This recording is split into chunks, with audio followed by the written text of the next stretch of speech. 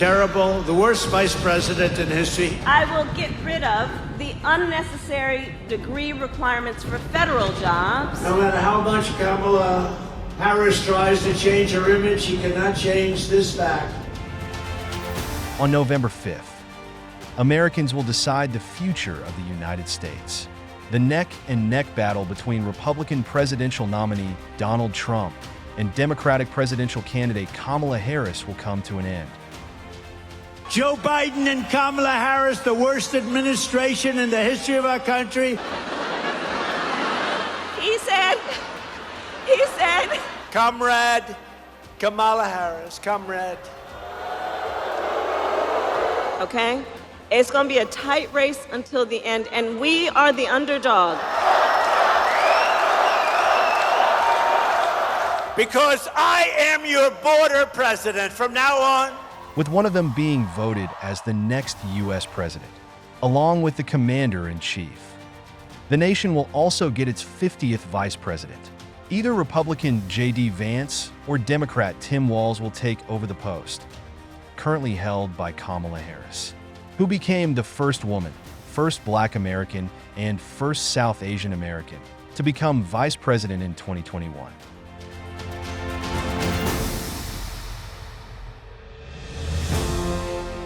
Traditionally, the vice presidency has been a relatively insignificant position in U.S. politics. For some people, the job mostly amounts to attending funerals on behalf of the president or assisting them with moral support. In fact, the first vice president of the United States, John Adams, called it the most insignificant office. Former President Abraham Lincoln's vice president, Hannibal Hamlin, used to refer to himself as the most unimportant man in Washington. And ex-President Franklin Roosevelt's Vice President John Nance Garner famously said the vice presidency does not worth a bucket of warm spit. But times have changed in recent decades. The office has become more important and influential than ever. To be the deputy of the U.S. president, you just need to have 3 qualifications. First, you should be at least 35 years of age. Second, you must be a natural-born citizen of the United States. And lastly, you should have lived in the country for at least 14 years. And what will you exactly do as the U.S. Vice President? Let's dive in.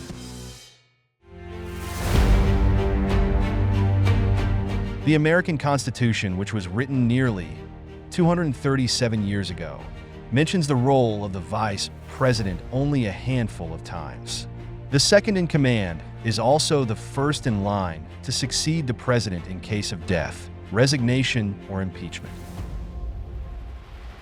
So far, 8 U.S. presidents have died in office, and one president, Richard Nixon, resigned, leaving their deputies in control of the White House. I, Gerald R. Ford, do solemnly swear that I will faithfully execute the office of President of the United States. The office of President of the United States. Meanwhile, 6 other vice presidents, including Joe Biden, went on to win their own terms.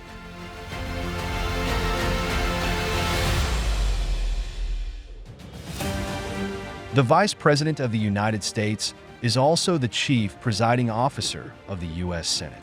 The Constitution says they can't participate in debates and have no power to vote, though they have to cast vote in an event of a tie.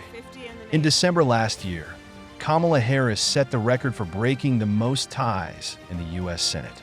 Vice President Harris has just cast her 32nd tie-breaking vote, the most tiebreakers ever. The Constitution also says that the vice president should attend Senate sessions as a full-time occupant. This is how vice presidents have largely spent their time, right from the inception of the position in 1789 to roughly the middle of the 20th century. However, that isn't the reality anymore. In modern practice, they spend less time in the Senate, and the senior most member of the majority party presides in place of them.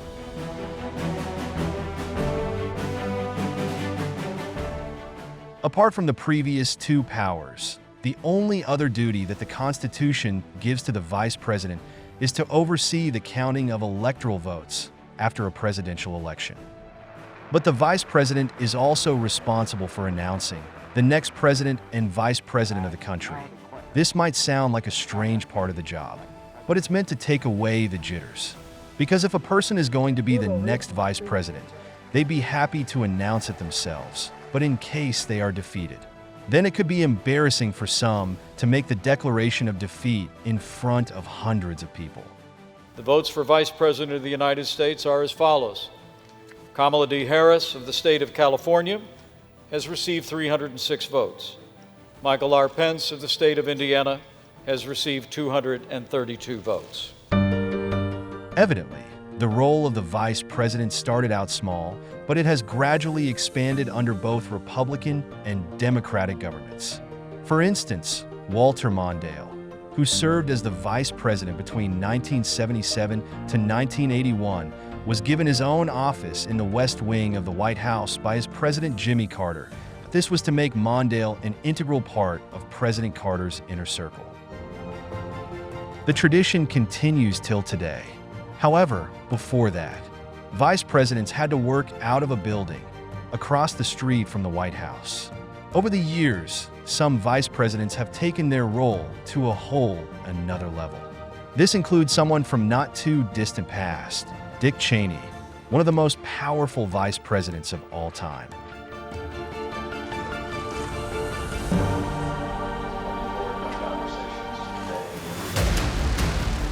It was September 11, 2001, when al-Qaeda terrorists hijacked 4 commercial planes in the United States, and 2 planes had already hit the World Trade Center. President George W. Bush was evacuated on Air Force One, and he could not be reached due to spotty network. At that time, Cheney had no option left but to take charge, and from the bunker, he authorized to shoot down any plane attempting another attack. The hijacked planes, of course, carried American civilians. Luckily, the order did not need to be carried out, but this vital decision showed how important a U.S. vice president really is. More recently, Donald Trump's Vice President Mike Pence had to make one of the most crucial decisions in the history of U.S. politics. In 2021, the House of Representatives called on him to strip Trump of power and become the acting president in the wake of the Capitol Hill riots.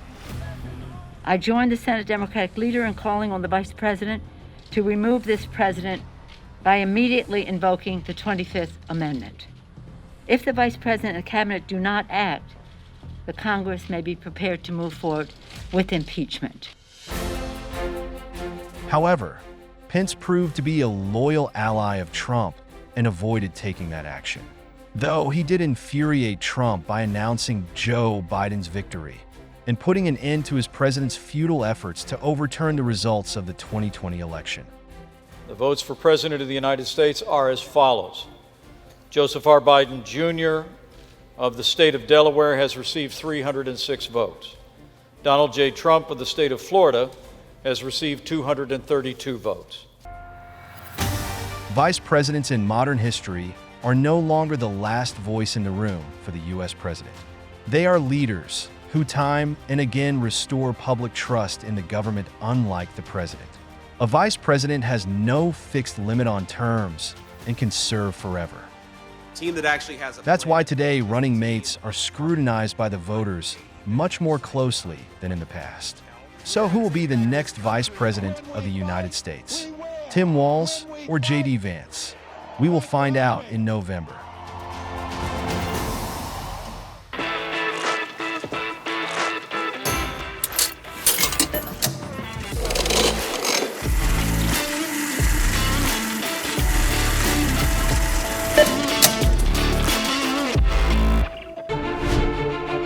Firstpost decodes the U.S. election, explains how America chooses its president,